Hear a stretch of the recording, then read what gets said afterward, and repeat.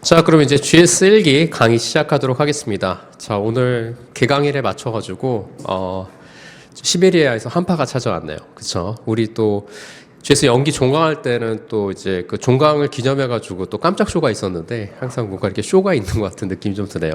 아무튼 한 달 동안 잘 지내셨나요, 여러분들? 예, 한 달 만에 뵙는 것 같은데, 아무튼 뭐 전에 이제 종강할 때도 뭐 미리 말씀을 드렸지만 이제 새해가 밝았는데, 아무튼 여러분들 새해 복 많이 받으시고요. 이제 새해에는 여러분들이 원하는 소원 꼭 이루어지길 간절히 바라겠습니다. 자, 아무튼 이제 새해가 밝았는데 이제 새로운 마음으로 우리가 이제 또 새롭게 시작을 해야 되겠죠. 그쵸? 그래서 이제 GS 1기 이제 강의 시작하는데, 우리가 GS 연기 동안에는 이제 기본 강의에 대해서 이제 공부를 했었어요. 그러니까 노동법의 어떤 기본적인 내용들, 그래서 기본 이론이라든가 이런 것들에 대해서 공부를 했는데, 이제 GS 1기는 전에 말씀드렸다시피 이제 심화 과정이기 때문에 조금 더 깊이 들어갑니다. 그래서 여러분들 보시면 알겠지만은 이제 판례 위주로 해가지고 이제 판례 법리라든가 이런 것들에 대해서 공부를 할 거예요. 그렇기 때문에 이 판례 법리를 공부하는 것이 왜 중요하냐면 우리 노무사 2차 시험에서는 특히 이제 이 판례를 중심으로 해가지고 이제 기출이 되기 때문에 물론 이제 판례하고 똑같이 출제가 되는 사실관계를 똑같이 해서 출제하는 경우도 있겠지만은 이 판례 법리를 바탕으로 해가지고 문제를 출제하기 때문에 여러분들이 판례를 이해하고 이제 암기하는 것이 굉장히 중요하다고 볼 수가 있어요.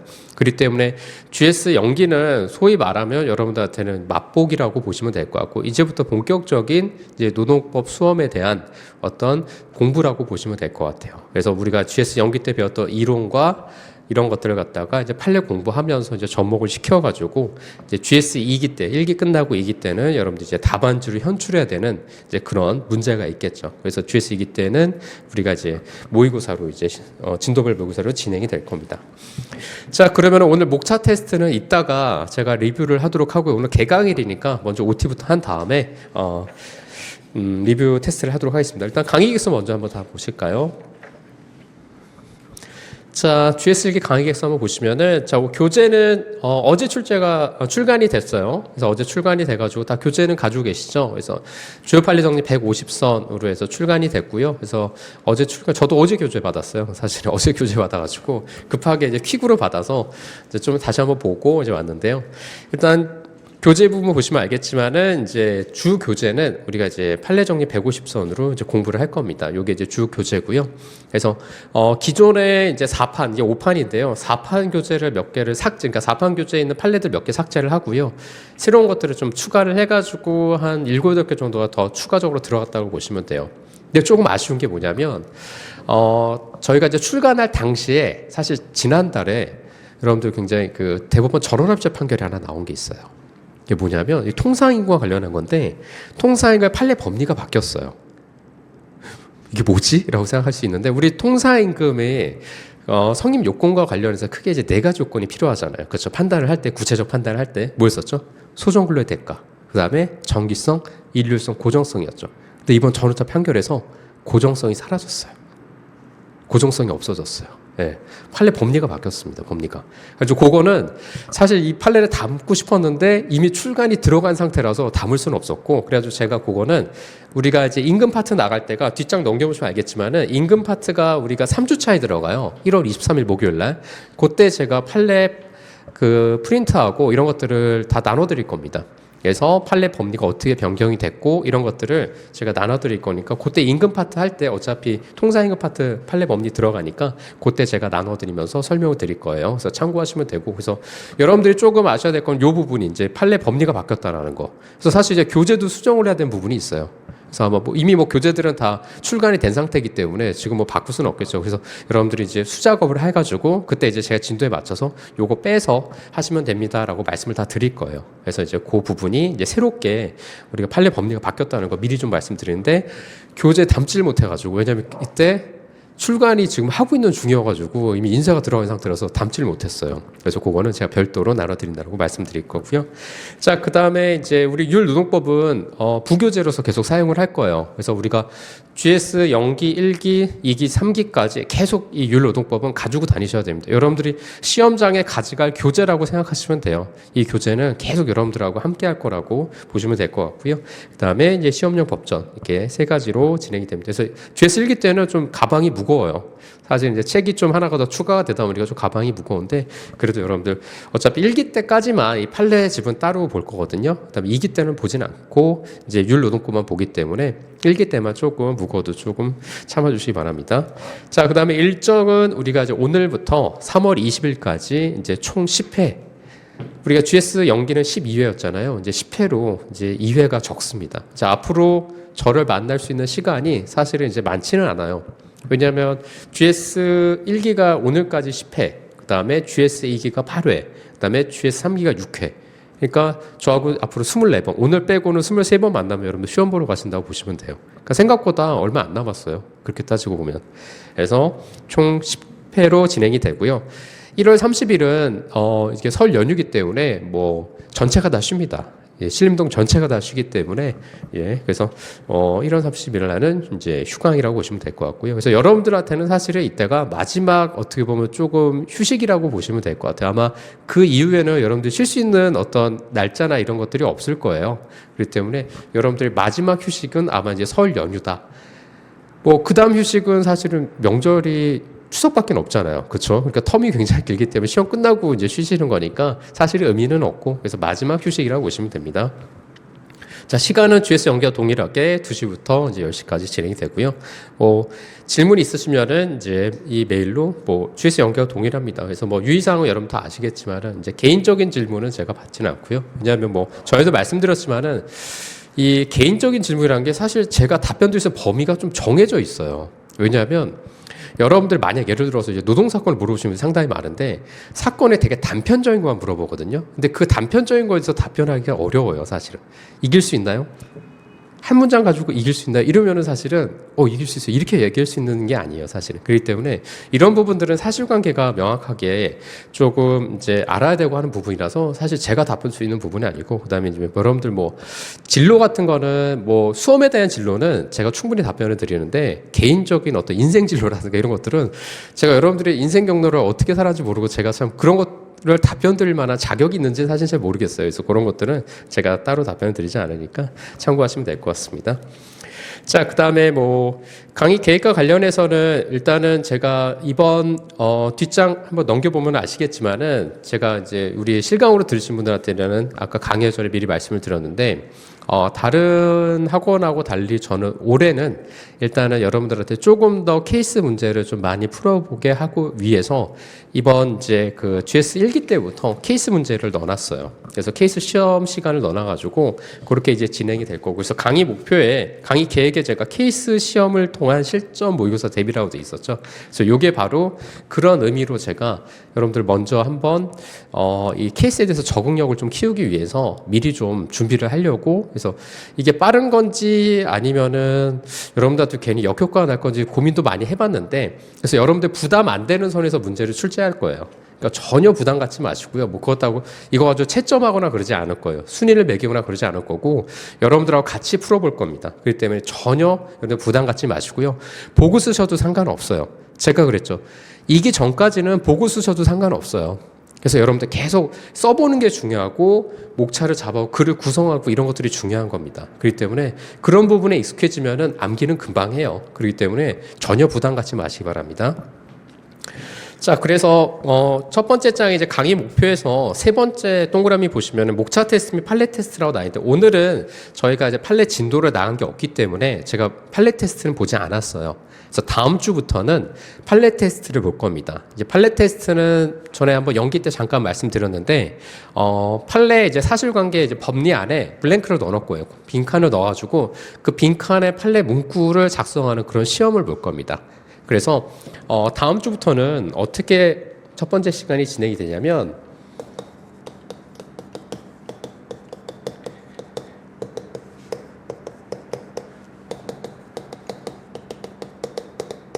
목차 테스트 30분 동안 보고요. 그 다음 판례 테스트 30분 동안 볼 거예요. 그러니까 1시간 동안은 무조건 시험 봅니다.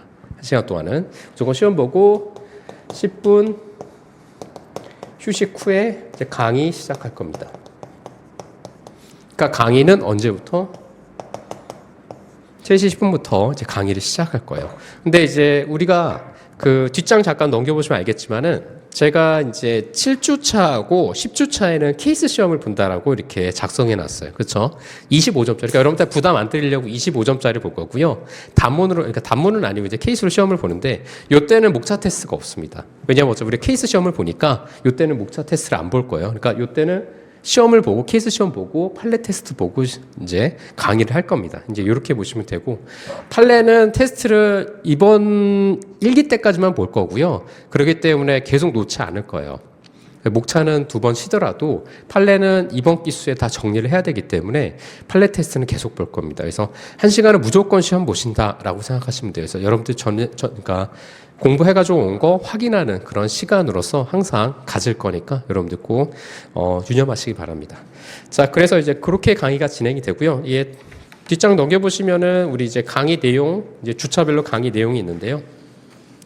그래서 이거 보시면 2주차부터, 그러니까 다음 주부터는 이렇게 진행이 된다라는 거, 판례 테스트가 이제 실시가 됩니다. 그래서 그거 참고하시면 되고, 자, 그 다음에 오늘은 이제 노동법 총론하고 노동기본권, 노동법상의 권리 의무의 주체.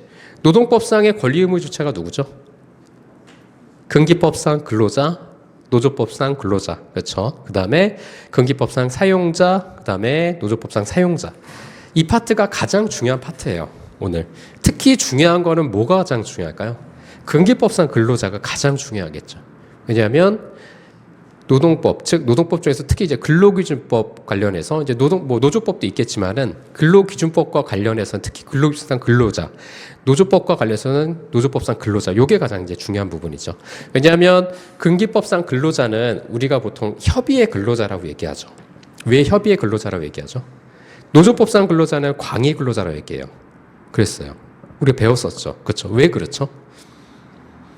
노조법상 근로자에는 해고자라든가 실업자도 들어가잖아요. 그러니까 광의 근로자라고 그러고, 근기법상 근로자는 뭐예요? 협의 근로자죠. 노조법상 근로자에 비하면. 그래서 우리가 노조법상 근로자는 근로3권의 주체로서 뭐라 그러죠? 노동조합을 설립하고 운영할 수 있는 범위를 정하는 개념이다라고 얘기를 했었어요. 그렇죠? 그러면 근기법상 근로자는 뭐죠?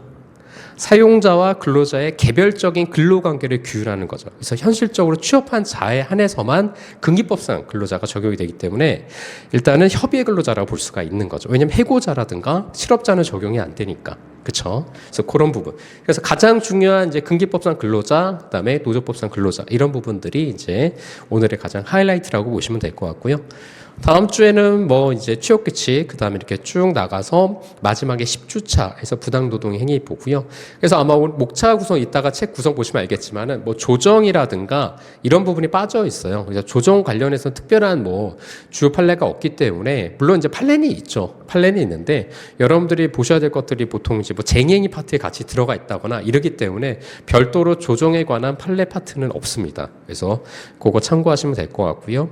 그 다음에 뭐 우리 7주차에 보면은 뭐 산업재해보상보험법 이렇게 돼 있고 이제 고용보호법 관련한 부분도 이것도 이제 판례가 그렇게 많지는 않기 때문에 그래서 그 부분에 대해서도 없다라고 보시면 되고요. 그래서 그렇게 이제 진행이 되고 주로 여기 나와 있는 이제 목차들이 이제 시험에 출제되는 그러한 판례 목차들이다라고 보시면 될 것 같습니다. 그래서 참고로 보시면 될 것 같고요. 그래서 뭐 강의 진도나 이런 것들은 뭐 저는 가급적이면은 뭐 변경을 하진 않기 때문에 이 진도대로 나갈 겁니다. 그래서 참고하시면 될 것 같고 뭐 부득이한 사정이 있으면 뭐 변경될 수 있지만 그럴 일은 아마 없을 것 같습니다. 당분간은. 그러면은 오늘 목차 테스트를 한번 보도록 하기 전에 일단은 우리가 이제 GS 1기가 됐으니까 여러분들이 어떻게 공부를 해야 되는지 이제는 조금 얘기를 간단하게 나누고서 이제 오늘 목차 리뷰 테스트를 하겠습니다. 일단은 제가 숙제를 내드린 게 있었어요. 그쵸? GS 1기 전에 우리 한 달 동안에 우리 방학 기간이 있었죠. 그때 최소 2회독, 3회독은 한번 책을 보시고 오셔야 됩니다. 라고 말씀을 드렸어요. 근데 그 약속들을 다 지키셨는지 모르겠는데 다 지키셨죠? 그쵸? 그래서 2, 3회독 정도 하는 이유는 전에 다 말씀을 드렸어요. 그쵸? 왜 2, 3회독을 하고 이제 GS1기의 수업을 들어야 되는지에 대해서 말씀을 다 드렸는데 우리가 이제 2, 3회독을 했다는 전제 하에서 이제 판례를 공부를 할 거예요. 판례를 공부하는데 이 판례를 공부하다 보면은 제가 이제 여기 첫 장 한번 10페이지 한번 넘겨보시면 판례 정리 150선 한번 넘겨보시면은 10페이지 넘겨보시면은 거기 오늘 첫 번째 이제 그 판례인데요. 사실관계가 여기 들어가 있어요. 사실관계가. 그러니까 사실관계를 보면서 어떻게 이 사안을 적용시키는지. 그러니까 여기 보면은 11페이지 사안의 적용이라고 있죠. 요 부분이 가장 여러분들이 이제 써야 될 부분이 가장 중요한 부분이라 보시면 되고요. 요 부분이 케이스에서는 가장 배점이 많은 부분이에요. 그래서 요 판례집의 구성은 제가 판례만 넣어놓은 게 아니라 사안을 어떻게 사실관계에서 사안을 어떻게 적용시켜야 되는지에 대해서 여기 다 나와 있어요. 그렇기 때문에 이 사안의 적용을 어떻게 적용시키는 건지 그게 이번 또 어떻게 보면 GS 1기에서 가장 여러분들이 어떠면 이해해야 될 부분이라고 보시면 될 것 같아요. 그래서 이 부분이 가장 핵심적인 부분이에요. 물론 이제 판례 문구도 핵심적인 부분이죠. 물론인데 답안지를 쓸 때는 이 사안의 적용이 가장 배점이 높은 부분이에요. 그래서 이 사실관계와 법리를 어떻게 해서 사안을 적용시켰는지 이게 가장 중요한 부분이니까 여러분들 여기에 포커스를 맞춰서 보시면 됩니다. 교재를. 자, 그래서 일단 그렇게 공부를 하셔야 되는 거고요. 그래서 이 판례집을 활용을 할 때는 우리가 매주 판례 테스트를 보지만 이 판례 테스트는 여러분들이 암기해야 될 부분을 테스트로 항상 보는 거예요. 그렇기 때문에 이 부분을 여러분들이 항상 암기를 못 하시면은 나중에 뒤늦게 암기하게 되면은 나중에 부담이 더 커져요. 왜냐하면 GS 2기 때는 그러니까 진도별 모의고사를 보기 때문에 그때 누구나 다 암기를 해요. 근데 그때 와서 암기를 하면은 여러분들이 조금 부담이 있을 수가 있어요. 그렇기 때문에 이 판례 테스트를 제가 보는 이유가 조금이라도 일찍 여러분들이 다 불안해 하잖아요. 사실 뭐 저하고 지난달에 뭐 상담을 대부분 하셨는데 지난달에 다 암기 언제부터 해야 되냐요. 다 그런 고민들을 하고 계세요. 물론 제가 그와 같은 고민은 누구나 다 한다고 말씀드렸는데 그런 고민들을 조금 여러분들의 고민을 좀 덜어드리기 위해서 이 판례 테스트를 보는 거거든요. 그러니까 여러분들 빠지지 마시고 빠지면 여러분들만 손해예요. 그렇기 때문에 판례 테스트 꼭 다 보시기 바랍니다. 뭐 목차 테스트도 마찬가지지만 판례 테스트는 꼭 다 보셔서 여러분들이 자꾸 이렇게 암기할 수 있는 그런 시간들을 줄여나가야 돼요. 그런 것들을. 그래서 여기 오늘 판례 우리가 보면서 어떤 부분이 판례 테스트에서 가장 중요한 어떤 판례 테스트가 아니라 뭐 판례에서 가장 중요한 부분이다. 이런 것들을 다 키워드를 말씀을 드릴 거니까 참고하시면 될 것 같고요. 그래서 일단 GS 1기 때는 여러분들이 기본 이론은 두세 번 이회도 했다는 전제 하에서 이 판례 문구라든가 법리를 이해하는데 큰 어떤 주안점을 둬야 되고 이 사안의 적용 부분. 그래서 이 부분이 가장 우리의 목표라고 보시면 됩니다. 요거를 이해를 하셔야 2기 때 진도별 모의고사를 따라갈 수가 있어요. 진도별 모의고사는 수업보다는 2기 때부터는 사실 시험 위주로 가거든요. 그렇기 때문에 여러분들 거의 우리가 그러니까 1일에 오전 3시간, 오후 3시간 이렇게 하잖아요. 오전 3시간은 거의 시험 본다고 보시면 돼요. 근데 오후 3시간 동안 뭐 우리가 해설하고 그 다음에 진도 좀 나가고 이러면 끝납니다. 그래서 저를 만날 수 있는 시간이 사실 거의 없어요. 근데 3기 때는 뭐 더 없죠, 사실은. 그렇기 때문에 일단은 이 1기 때까지가 여러분들이 준비할 수 있는 마지막 기회다라고 보시면 돼요. 그래서 1기가 넘어가면 여러분들 마음이 급해져가지고 암기도 안 되고 이해도 잘 안 될 거예요. 그렇기 때문에 지금은 암기, 물론 판례 문구는 암기를 하시지만 테스트를 위해서 암기를 하시지만 이해 위주로 해가지고 계속 진행을 하시면 될 것 같습니다. 자, 그러면 우리 교재를 한번 어제 출간된 교재를 한번 잠깐 보면은 여기 판례는 우리가 이제 150선을 넣어놨는데 150개 판례를 넣어놨는데요. 제가 여기에는 이제 헌법재판소 판례도 있긴 합니다. 헌법재판소 판례가 있긴 하는데 사실 헌법재판소 판례는 중요하지는 않아요. 헌법재판소 판례를 가지고 시험 문제를 만들지는 않기 때문에 여러분들이 크게 신경을 쓰지는 않으셔도 돼요.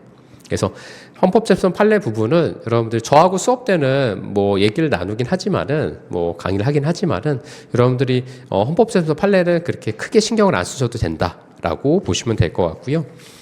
그래서 이제 여기 노동법 총론, 그 다음에 오늘은 이제 노동법 총론 파트죠. 그러니까 총론과 노동기본권, 노동법의 권리 의무의 주체, 여기까지고요. 그래서 오늘은 이제 55페이지, 여기 54라고 되어 있는데 54의 시작이니까 아마 55페이지까지일 거예요. 그래서 55페이지까지 진행이 될 거고요. 이렇게 해서 쭉 진행이 됩니다. 그래서 아무튼 우리가 GS 연기 때보다는 아무래도 회차가 2회차가 적기 때문에 조금 더 스피드하게 진행을 해야 돼요. 스피드하게. 그래서 그거 참고하시면 될 것 같고요. 그다음에 다른 거는 뭐 특별하게 뭐 전달 드릴 건 없고요. 그래서 이렇게 진행이 되고 마지막에 이제 부록으로 여러분들 혹시나 그 법전을 못 가져오시면은 아무래도 우리 법조문을 봐야 되잖아요. 그렇죠? 그렇다고 스마트만 볼 수는 없으니까 제가 근로기준법하고 노조법에 대해서 최신 개정 법령으로 해가지고 넣어놨습니다. 여기. 그래서 우리가 이제 최근에 이제 모성보법 관련해서도 그렇고 이런 것들이 좀 바뀌었잖아요. 그래서 근로기준법도 최근에 이제 상습 체불 사업주에 대한 처벌 부분 이런 부분들이 새로 이제 개정이 됐기 때문에 그런 부분들을 아마 여러분들 지금 가지고 있는 교재가 개정이 안 된 법전이 개정 안 된 교재이죠. 그렇기 때문에 개정된 법전으로 해가지고 여기다 넣어놨으니까 이게 참고하시면 됩니다. 그래서 요거 보셔도 될 것 같고요. 자, 그러면은 오늘 이제 첫 번째 이제 10페이지 이제 총론 부분인데요. 노동 관행. 그래서 노동 관행과 근로계약의 해석 부분인데요. 이 노동 관행은 우리가 GS 연기 첫 번째 시간에 배웠었어요. 그렇죠? 노동법의 법원에서 한번 배운 적이 있었었죠. 그렇죠? 특히 이 관행은 어디서도 나왔냐면 우리가 전적 그다음에 전출 이런 부분에서도 관행이 한번 나온 적이 있었어요. 그렇죠? 그래서 관행은 굉장히 많이 나오는 편이다라고 볼 수가 있는데 이 관행과 관련해서는 시험 문제에서 특히 이제 중요한 거는 이 관행의 법원성이 인정될 수 있느냐라는 거였었죠. 관행의 법원성과 관련해서는 우리 판례 문구가 두 가지 요건이 필요했었어요. 뭐였었죠 그때? 판례 문구가 GS 연기 때 배웠던 게 첫 번째 이거 좀 지우고 갈까요?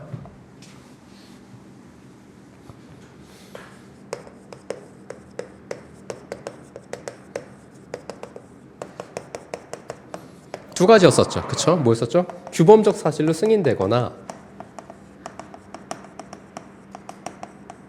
그 다음 두 번째 뭐였죠? 아무런 이의제기 없이 사실상의 제도로 확립되어 있으면은 노동관행의 법원성을 인정해 줬었죠. 그렇죠? 요게 키워드예요. 요게. 요거에 관련된 내용입니다. 그래서 요 판례는 여기 보시면은 우리 교재 어디 있냐면 율노동법 14페이지에 있어요. 율노동법 14페이지. 제가 이거를 페이지 수로 왜 말씀드리냐면 여러분들이 볼 때 내용이 우리 교재 내용이 어디에 있다라는 걸 알려주면 여러분들이 찾아보기 쉽기 때문에 교재 페이지를 알려드리는 거예요. 그래서 볼 때 해당 파트의 이론이 여기 있다라는 거 그걸 같이 보시면 됩니다. 그러면은 교재를 조금 더 효율적으로 볼 수 있기 때문에 페이지를 알려드리는 거예요.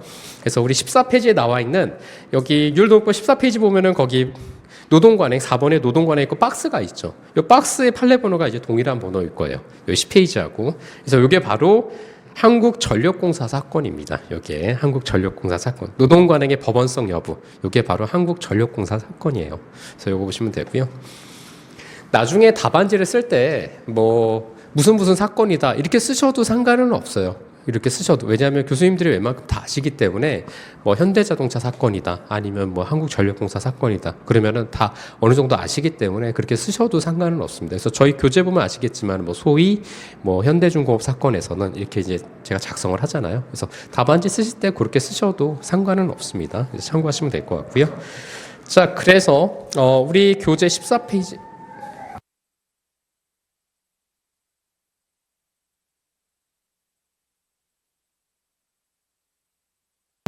오늘도 앰뷸런스가 지나가네요. 네. 자, 그러면은 다시 진행하도록 하겠습니다. 자, 그러면은 10페이지 보시면은 한국전력공사 사건인데 우리가 수업 진행을 어떻게 할 거냐면 이제 사실관계를 한번 쭉 볼 거예요. 근데 사실관계가 많으면 이걸 다 보기가 사실 좀 어렵잖아요. 그래서 주요 부분들, 중요 부분들 위주로 해가지고 뽑아서 이런 부분들이 요 사실관계에서 쟁점이 되는 부분들이구나라는 거를 이제 판단을 하고서 이제 볼 겁니다.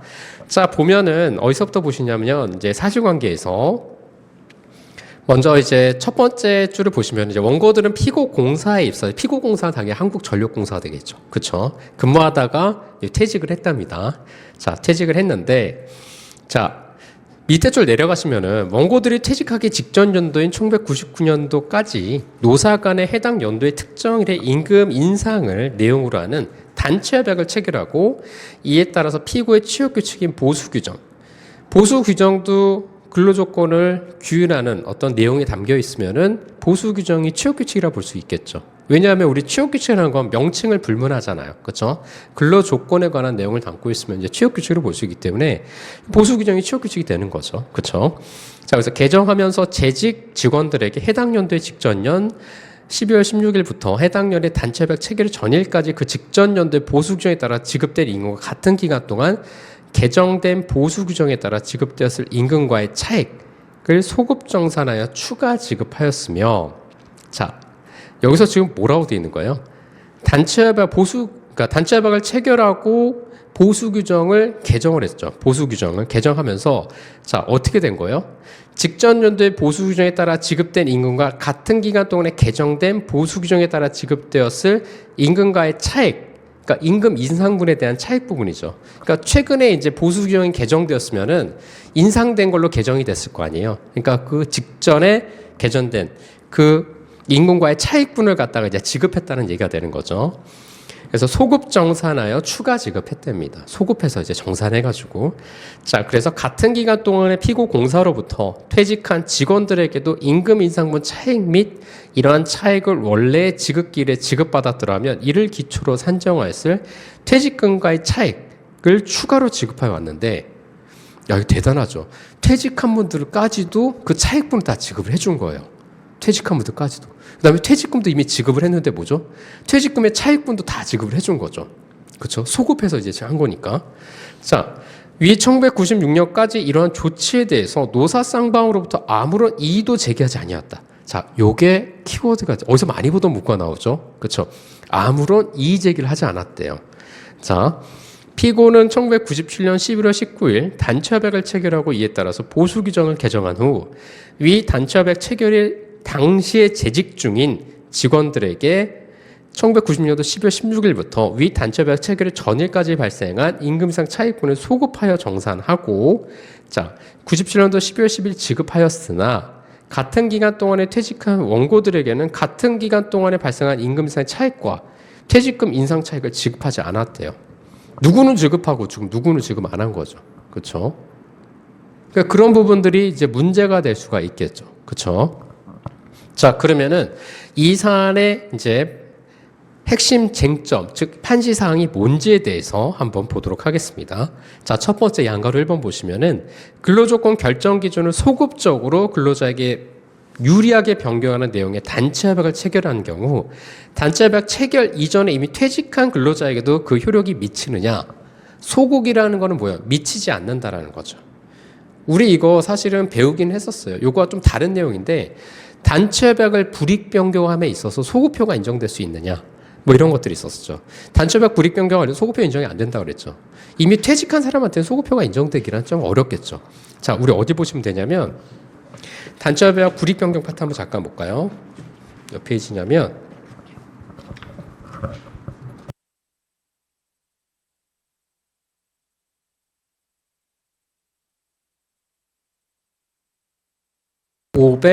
자, 18페이지 보시면 될 것 같습니다. 518페이지.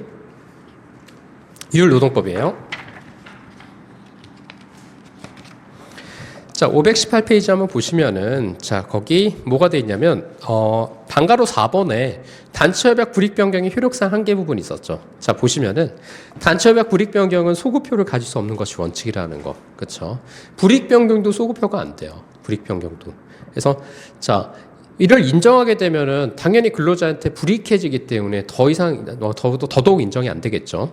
자, 따라서 불이익 변경에 대한 내용은 장래에 대해서만 효력을 가지고요. 그 부분에 관한 기존 단체협약 부분은 효력을 상실하거나 변경된 걸로 해석이 돼야 되겠죠. 그렇죠? 자, 역시 마찬가지로 뭐 비슷한 내용이긴 한데 근로조건 결정 기준을 소급적으로 근로자에게 유리하게 적용된 경우 이미 퇴직한 직원한테도 적용하는 것이 사실상은 조금 어렵다고 볼 수가 있겠죠. 그렇죠? 자, 그 다음에 두 번째입니다. 자, 보시면은 자, 양가로 2번에 기업이 내부에 존재하는 특정의 관행이 근로계약의 내용을 이루고 있다고 인정하기 위한 요건은 무엇이냐? 요건은 무엇일까요? 즉 뭐냐면 이건 다른 말로 하면 뭐죠? 노동관행의 법원성을 이제 말하는 거죠. 노동관행의 법원성 부분. 노동관행의 법원성은 규범적 사실로 승인되거나 아무런 이의제기 없이 사실상의 제도로 이제 확립하는 부분이 되는 거죠. 그렇죠? 그래서 요 부분이 이제 중요한 거. 자, 그 다음에 오늘 사실은 목차 테스트에도 제가 낸 부분이 바로 이 부분이죠. 그렇죠? 그래서 사실 목차 테스트를 먼저 리뷰를 안 하고 이걸 보는 이유가 목차 테스트에 이 부분이 나와 있기 때문에 제가 먼저 잠깐 이걸 보는 거예요. 자, 그 다음에 양가로 세 번째. 사용자가 이미 퇴직한 근로자에게 퇴직 이후에 체결된 단체협약에 의한 임금 인상분 및 퇴직금 인상분 차액을 추가 지급한 관행이 있었으나 그것은 노동조합 또는 근로자 집단과 사용자 사이의 규범의식이 있는 노사관행으로 볼 수 없다라는 거예요. 그래서 이게 그와 같은 사례라는 거죠. 이와 같은 사례에 참고로 보시면 되고, 자 그러면은 요거 관련돼서 한번 요걸 보고서 우리 목차 테스트를 한번 리뷰를 하겠습니다. 첫 번째, 단체협약 체결 이전에 이미 퇴직한 근로자에게도 그 효력이 미치는지 여부, 미치지 않는다고 했죠. 그렇죠? 다른 쪽으로 생각해 봐도 우리가 단체협약 불이익병도 소급표가 안 된다고 그랬어요. 그렇죠? 자, 그래서 어디서부터 보시면 되냐면, 자, 밑에서부터 네 번째 줄 위로 올라갈까요? 그럼 중간에 보면은, 자, 그 동의나 승인의 효력은 돼 있죠. 그 다음부터 밑줄. 자, 단체협약이 시행된 이후에 그 밑줄입니다. 자, 그 사업체 종사하면서 그 협약의 적용을 받게 될 노동조합원이나 근로자들에 대해서만 생기고, 단체협약 체결 이전에 이미 퇴직한 근로자에게는 위와 같은 효력이 생길 여지가 없다라는 거야. 즉 뭐죠? 소급표가 인정이 안 된다라는 거죠. 소급표가 인정이 안 된다라는 거예요. 그쵸? 자, 그 다음에 계속 보시면은 근로조건이 근로자에게 유리하게 변경된 경우라 하더라도 마찬가지다. 유리하게 변경되든 불리하게 변경되든 소급표가 인정이 안 된다라는 거예요. 그래서 그렇게 정리하시면 되죠. 그렇죠? 자, 그 다음에 두 번째, 노동관행의 인정 요건인데요. 자, 노동관행 인정 요건. 자, 두 가지라 그랬죠. 요 두 가지. 자, 어디서부터 우리가 보냐면, 자, 첫 번째 동그라미 어디서부터 하면 될까요? 두 번째 줄. 관행이 다음에 거기 첫 번째 동그라미 1번이라고 하고 밑줄 그으면 됩니다. 자, 기업사회에서 일반적으로 근로관계를 규율하는 규범적 사실로서 명확히 승인돼야 되겠죠. 그렇죠? 자, 그 다음에 두 번째 동그라미 뭐죠? 두 번째 동그라미, 기업의 구성원에 의해서 일반적으로 아무도 이의를 제기하지 아니한 채 당연한 것으로 받아들여져서 기업 내에서 사실상의 시도로 확립이 돼야 되겠죠. 요게 바로 이제 가장 중요한 판례 문구가 되겠죠. 그렇죠? 우리가 이제 앞에서 이제 단체 협약에 대해서 얘기가 나왔어요.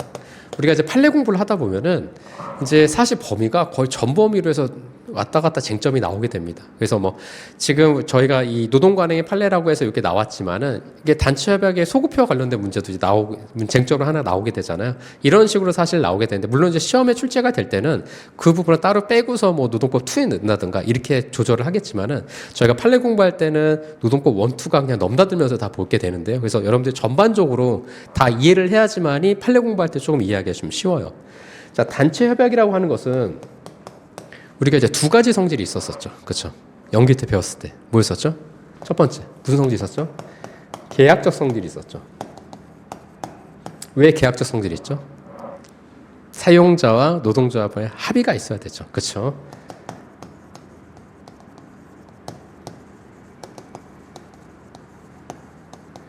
즉 당사자 간의 합의라고 얘기하잖아요. 그렇죠? 그 다음에 규범적 성질이 있죠. 규범적 성질이 뭐죠? 사용자와 근로자의 근로관계를 규율하게 되죠. 그렇기 때문에 이 두 가지 성질이 있고 이 두 가지 성질이 있기 때문에 단체협약은 뭐라고 그러죠? 다른 말로 단체협약의 이중성이라고 얘기하는 거죠. 단체협약 이중성. 그러면 이 단체협약은 성립 요건이 어떻게 되죠? 그때? 갑자기 노동법 원하다가 투하니까 갑자기 정신이 없으시죠? 그렇죠? 자, 성립 요건이 어떻게 있었죠? 첫 번째, 실질적인 요건이 있었고 그 다음에 형식적인 요건이 있었어요. 그렇죠? 실질적인 요건 뭐였었죠?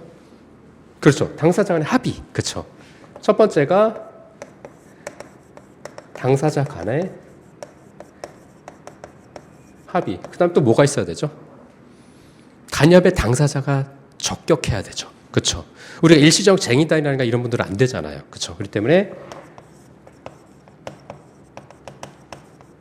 단협 당사자의 합격성이 이제 문제가 되는 거죠. 그렇죠? 자, 그다음에 형식적 요건. 단체 협약은 어디다 체결해야 되죠? 서면으로 체결해야 되죠. 서면을 체결한 이유가 뭐라 그랬죠, 우리? 판례문구에서 배웠잖아요. 단체 협약의 진정성과 명확성을 담보하기 위해서 하는 거죠. 그렇죠? 자, 그다음에 두 번째. 형식적으로 뭐가 필요해요? 단체 협약의 효력을 발생하려면 당사자 간에 뭐가 들어가야 돼요? 서명 또는 날인. 그렇죠? 기명 날인도 괜찮아요. 그렇죠? 기명 날인도 괜찮다고 한 판례가 뭐였었죠? 우리 율로독보에 나와 있는데. 기아자동차 사건. 기아자동차 사건이 바로 요거와 관련된 형식적 부분과 관련된 대표적인 리딩 판례였었죠.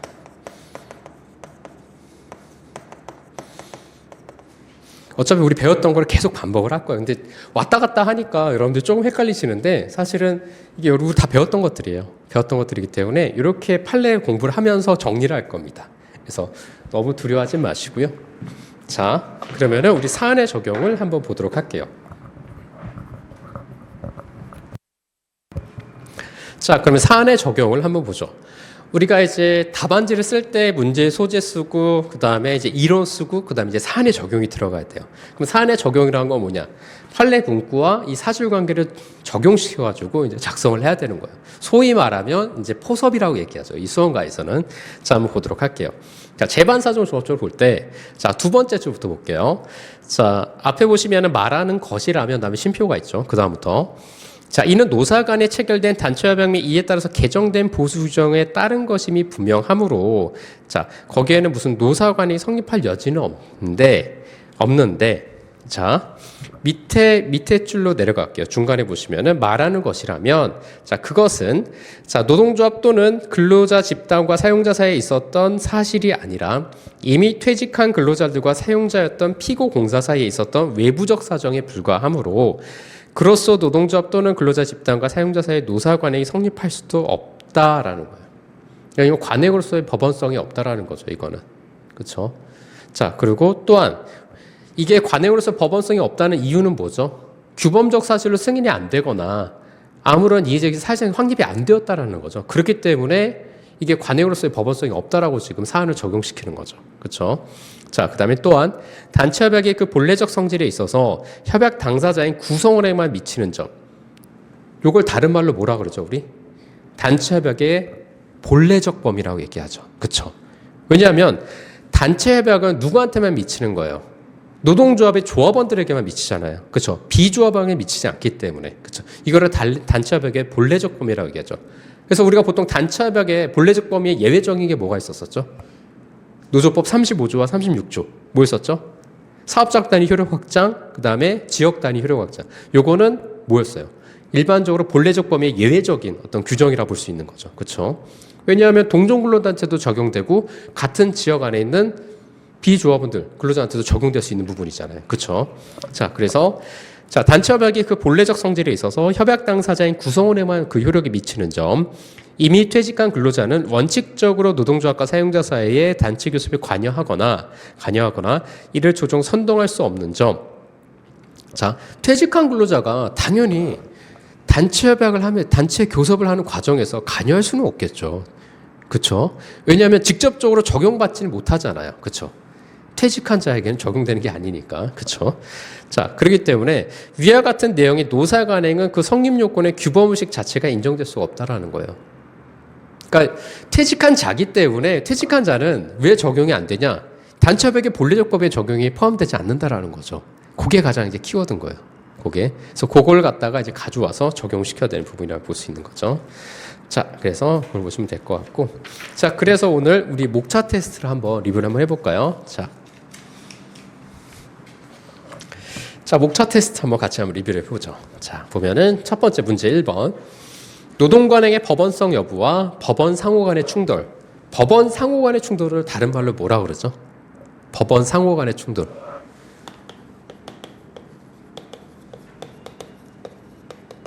법원의 경합이라고 얘기하죠. 보통 법원의 경합. 그렇죠? 법원의 경합. 자, 그럼 노동관행의 법원성 여부와 법원 상호 간의 충돌 여부. 자, 노동관행의 법원성 여부. 우리가 오늘 배웠어요. 자, 방금 전에 배웠죠. 뭐였죠? 한국전력공사 사건에서 뭐라고 얘기하죠? 자, 규범적 사실로 승인되거나 아무런 이의제기 없이 사실상의 제도로 확립되어야지만이 노동관행의 법원성을 인정할 수 있다라는 거죠. 그렇죠? 자, 그 다음에 두 번째, 법원 상호 간의 충돌이에요.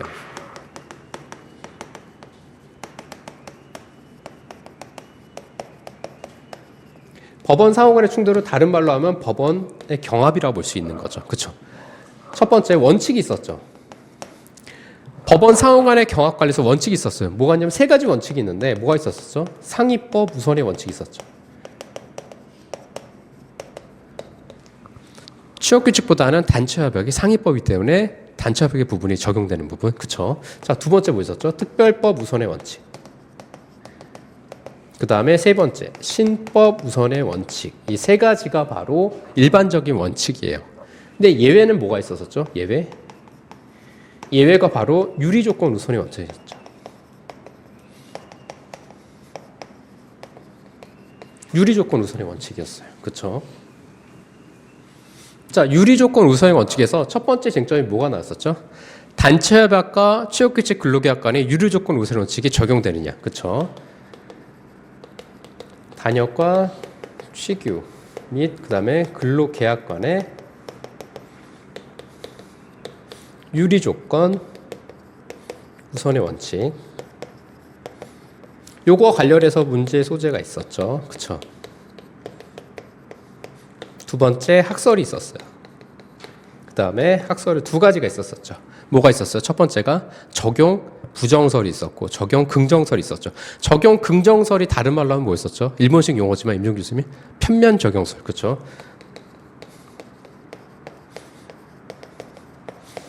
편면 적용설.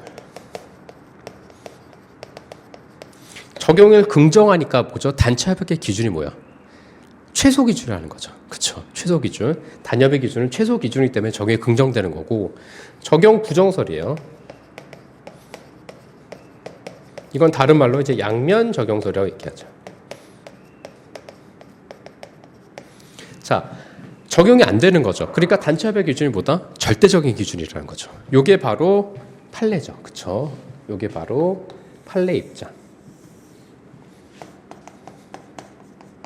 판례 입장이라는 거. 자, 요거 잠깐 지우고요. 자, 그 다음에 세 번째. 판례. 적용 부정설이죠. 4번 검토. 이렇게 쓰시면은 이제 완성이 되는 거죠. 그렇죠? 그 다음에 또 하나 쟁점이 있었죠. 이따 우리가 요거 넘어서 배울 거예요. 바로. 뭐냐면 취업 규칙과 근로계약 간의 유리조건 우선의 원칙이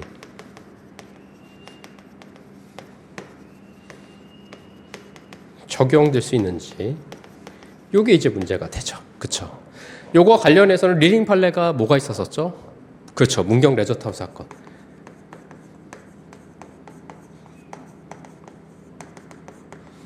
에서 이를 긍정하고 있죠. 그렇죠? 긍정하고 있죠. 우리가 이제 배울 게 바로 이제 여기 나올 겁니다. 문경 레저타운 사건. 자, 이렇게 하면 이제 정리가 될 거고요. 자, 그 다음에 미리 한번 볼까요? 쭉. 자, 문제 2번. 우리가 오늘 다 배울 거예요. 이것들. 임원의 근로기준법상 근로자성 여부에 대해서 논하시오. 자, 임원의 근로기준법상 근로자성과 관련된 판례가 있었었죠. 그렇죠? 임원의 근로기준법상 근로자성과 관련된 판단 기준이 어떻게 됐었죠? 그때 판단 기준이 딱 두 가지가 있었어요.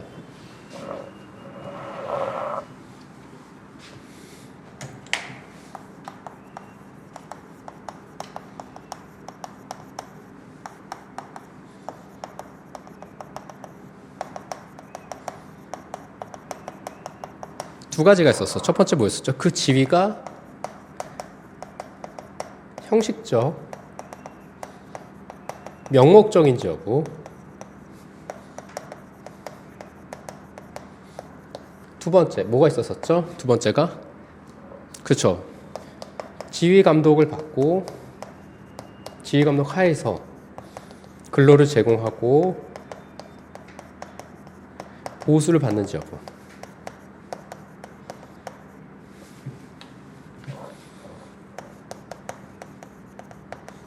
요게 바로 이제 두 가지 이제 임원의 근로자성 판단하는 기준이 됐었죠. 그쵸? 요거 꼭 반드시 암기를 하셔야 되는 부분이라는 거. 자, 그 다음에 문제 세 번째. 노조법상 근로자에 대해서 논하시오. 자, 노조법상 근로자는 아까 전에 우리가 공부를 했었지만은 이 근기법상 근로자는 협의의 근로자로 얘기하고 이제 노조법상 근로자는 광의 근로자로 얘기한다라는 거. 그쵸? 자, 그래서 이 노조법상 근로자 관련해서 조문은 어떻게 되죠? 조문은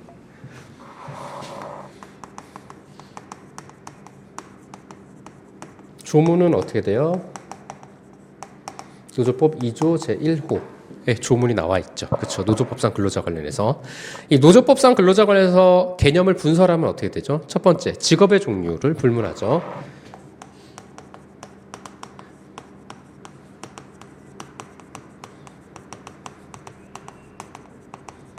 직업의 종류를 불문하고 두 번째 뭐죠? 임금, 급료, 기타 이에 준하는 수입. 그렇죠.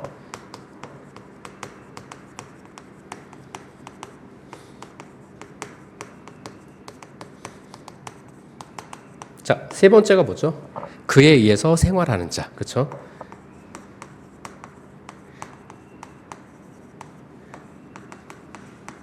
요렇게 분설이 되죠. 그렇죠?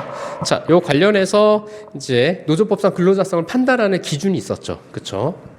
요거 잠깐 지울게요.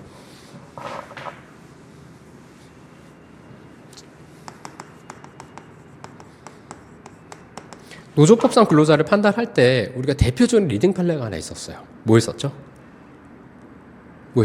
재능교육 사건. 그쵸?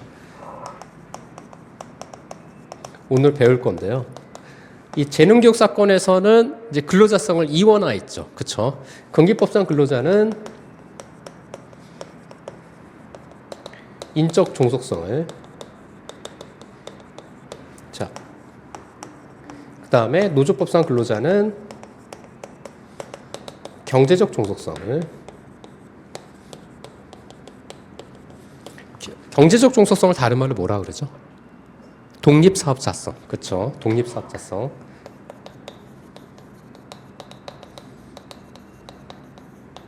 이렇게 이원화해서 판단하죠. 여기에서 더 나아간 판례가 있었어요. 더 나아간 판례가 뭐였죠? 그렇죠. 한국방송공사 사건.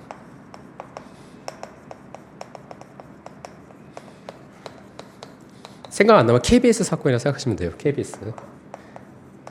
KBS 사건에서는 노조법상 근로자의 범위를 보다 확대를 했어요. 어떻게 확대를 했죠? 핵심 키워드가 뭐예요? 특정 사업자에 대한 소득 의존성이 낮더라도, 그러니까 강하지 않더라도 뭐예요? 노조법상 근로자로서 인정을 한다라는 거죠. 그렇죠? 그래서 더 나아가서 봤다라는 거. 자, 우리 한번 확인해 볼까요? 자, 노조법상 근로자 파트 한번 보도록 하죠. 어디 보시면 되냐면 45페이지 우리 율노동법 45페이지에 나와 있고요. 자, 44페이지에서 우리 그 문구를 제가 요약해 드렸는데요. 자, 한번 보도록 하죠. 자, 아마 밑줄 다 거져 있을 텐데 한번 확인해 보도록 할게요. 자, 보면은 밑에서부터 네 번째 줄 올라가시면 중간에 재능교육 사건이라고 괄호돼 있죠. 자, 재능교육 사건에서 나아가 방송 연기자의 경우에 자, 전속성과 특정 사업자에 대한 소득 의존성이 강하지 않은 측면이 있다고 하더라도 뭐예요? 자, 다른 요소에 관한 재반 사정을 고려할 때 노조법상 근로자로 인정될 수 있다라고 판단해서 뭐죠? 노조법상 근로자의 범위를 갖다가 보다 넓혀놨다.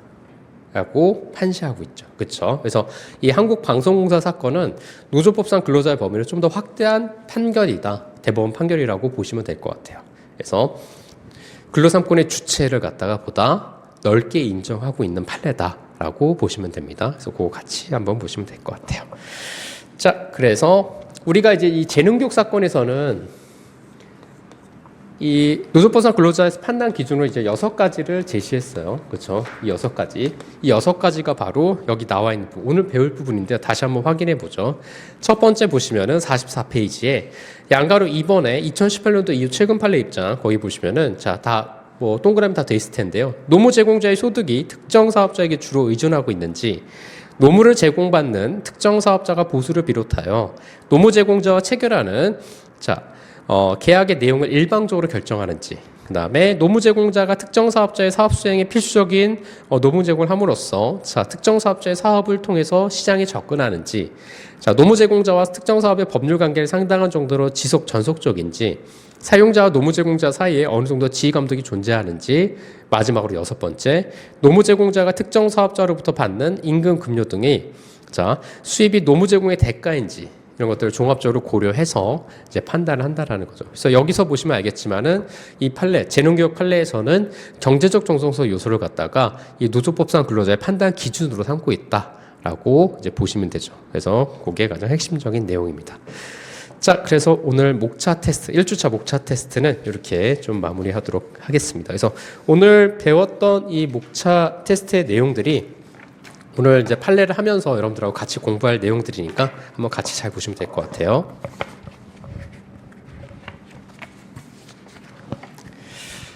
자, 그러면은 우리 교재 판례 정리로 오시면 될 것 같아요. 판례 정리 이제 12페이지 한번 보도록 하죠. 자, 첫 번째 판례 한번 봤는데 어떻게 조금 감이 오시나요? 여러분들? 감이 좀 와요? 예지한 감이 좀 오나요? 감이 와요? 좀 왔다 갔다 하니까 좀 힘들긴 할 텐데 좀 적응하면은 괜찮아져요. 적응하면. 자, 어차피 여러분들이 이제 1회독, 2회독, 기본적으로 1, 2회독 다 하신 분들이기 때문에 여기 보는 판례들이, 새로운 판례들이 물론 있긴 있어요. 있긴 있는데 그래도 이제 봤던 판례들, 그러니까 물론 사실관계는 난 처음 보지만 판례 문구들은 여러분들이 다 봤던 것들이에요. 그렇기 때문에 그렇게 뭐 어색하거나 그러지는 않습니다. 자, 그럼 12페이지 한번 볼게요. 12페이지 보면은 자, 취업규칙과 근로계약 간의 효력관계. 자, 밑에 보면 뭐라고 돼 있죠? 문경 레저타운 사건. 그렇죠? 이거 율노동법 몇 페이지냐면 율노동법 17페이지입니다. 17페이지. 17페이지 한번 볼까요? 17페이지에 자, 17페이지 보면 율노동법에 문경 레저타운 사건이 있죠. 그렇죠? 그래서 요거랑 같이 연계해서 보시면 되고 해당 내용은 이제 16페이지에 나와 있죠. 그렇죠? 그래서 요거는 전에 기본 강의할 때도 말씀드렸지만 우리 30회 기출 판례예요. 기출 판례. 그래서 참고로 보시면 되고요. 이 노동법 총론 부분에서는 가장 시험에 많이 나올 수 있는 부분이 이 두 가지 판례예요. 이 두 가지 판례. 그다음에 아까 말씀드린 것처럼 한국전력공사 사건, 이 노동법의 관행 부분, 노동 관행 부분과 그다음에 유리조건 의사를 원칙과 관련된 부분, 이 부분들이 시험에 주로 출제될 수 있는 부분이고 물론 수험가에서도 가장 많이 출제되는 부분 중에 하나예요. 이 부분들이. 그래서 참고로 보시면 됩니다. 그래서 요거와 관련된 부분, 취업규칙과 근로계약 간의 효력관계, 취업규칙과 근로계약 간의 효력관계 우리는 이미 결론을 알고 있어요. 그렇죠? 유리조건 의사 원칙 인정이 돼요, 안 돼요? 인정되죠. 그렇죠? 자, 먼저 교재 내용을 확인하고 우리 판례 정리를 한번 보도록 하죠. 자, 보면은 우리 16페이지 한번 볼게요. 16페이지. 16페이지 보면은 자, 취업규칙과 근로계약 간의 유리조건 우선원칙의 적용 여부. 요게 이제 30회 기출이라고 그랬어요. 자, 한번 보도록 할게요. 자, 취업규칙과 근로계약 간에는 유리조건 우선원칙이 적용되며 자, 취업규칙에 미달하는 근로계약의 부분은 그 부분에서 무효가 된다라고 규정하고 있어요. 자, 이와 관련해 대법원 판례에서 자, 근로기법 97조를 반대 해석하면 요게 키워드라고 그랬었죠, 그때. 답안을 작성할 때는 이 유리조건 우선원칙 판례 작성할 때 이게 바로 키워드가 된다 그랬어요. 97조를 반대 해석하면 취업규칙에서 정한 기준보다 유리한 근로조건을 정한 개별 근로계약의 부분은 유효하고 취업규칙에서 정한 기준에 우선하여 적용이 된다라는 거예요. 그래서 취업규칙과 근로계약 간의 유리조건의 우선원칙이 인정이 되지만 아까 전에 우리 뭐였었죠? 이 단협과 취업규칙 근로계약 간의 유리조건의 우선원칙이 인정이 안 되죠. 그렇죠? 왜냐하면 이 단협의 기준이 무슨 기준? 절대적인 기준으로 보기 때문에 우리 판례에서는 그렇죠. 그렇기 때문에 단체협약의 기준이 인정이 되는 거죠. 그래서 이게 이제 문경 레저타운과 관련된 이제 내용이고요. 자, 그래서 보시면 될 것 같고 우리가 이제 위에 보시면은 이제 단협과 그 취업규칙 아까 말씀드린 이제 근로계약관의 이제 유리조건 우선 원칙인데 제일택시 사건에서 키워드가 있었어요. 키워드가 그때 뭐였었죠? 제가 기본 강의할 때 뭐가 키워드라지 이 판례에서 단체협약 불이익 변경의 허용 여부와 관련된 키워드하고 거의 비슷하다 그랬죠. 그렇죠. 협약 자체의 원칙상, 협약 자체의 원칙상 자. 위에 한번 올라가 볼까요? 자, 판례 한번 보면은 아마 밑줄 거져 있을 거예요, 여러분들. 자, 협약 자체 원칙상 뭐요? 그 다음 밑으로 내려오시면은 근로조건을 불리하게 변경하는 내용의 단체협약도 체결할 수 있으므로, 그렇죠? 단체협약 불이익 변경의 허용 여부와 관련해서 우리 긍정설과 부정설이 있었는데 판례는 동부후속 사건에서 뭐라 그랬죠? 긍정하고 있죠, 그렇죠? 긍정설 입장을 취하고 있죠. 자, 그래서 그러한 노사 간의 합의는 무효라고 볼 수 없다라는 거예요. 그렇죠. 그 때문에 단차벽의 기준이 절대적인 기준이다. 즉 유리조건 우선원칙에 적용이 안 된다라고 보시면 되는 거죠. 그렇죠. 그래서 아까 전에 위에 우리가 확인해 봤을 수 있듯이 자 적용 부정설, 양면 적용설 절대적인 기준이고 그 앞 페이지 보시면은 이제 적용 긍정설이 나왔죠. 이제 편면 적용설 이게 최저 기준이라는 거. 오늘 목차 테스트가 바로 이 부분이었죠. 그렇죠. 그래서 이 부분 잘 쓰는 거였습니다. 그래서 자 그래서 오늘 사실 목차 테스트 출제를 할 때 저희가 일기 때 안 써본 것도 위주로 해가지고 제가 오늘 사실은 문제를 출제를 한 거예요. 왜냐하면 전반적으로 한 번씩은 다 써보게 하기 위해서 절대 중복돼서 출제는 하지는 않을 겁니다. 그래서 한 번씩은 여러분들 다 쓰고 가실 수 있도록 목차는 다 한 번씩 쓰고 갈 수 있도록 하고요. 물론 문제, 모의고사 문제도 가급적이면 같은 쟁점으로 출제를 하지는 않을 거예요. 그래서 다 다른 쟁점으로 출제를 할 거기 때문에 뭐 그런 부분에서 여러분들 한 번씩은 다 여러분들이 다 모든 쟁점을 다 써보고 간다라는 마음으로 보시면 될 것 같아요. 자, 그렇게 보시면 될 것 같고요. 자, 그러면은, 교재 이제 우리 판례 정리 12페이지 이제 보셔야 되는데, 시간이 다 돼가지고, 첫 번째 시간은 여기서 마무리하도록 하고요. 잠깐 쉬었다가, 이제 두 번째 시간부터 12페이지 취업규칙과 근로계약관의 효력관계 부분 들어가도록 하겠습니다. 그럼 잠깐 쉬도록 하겠습니다.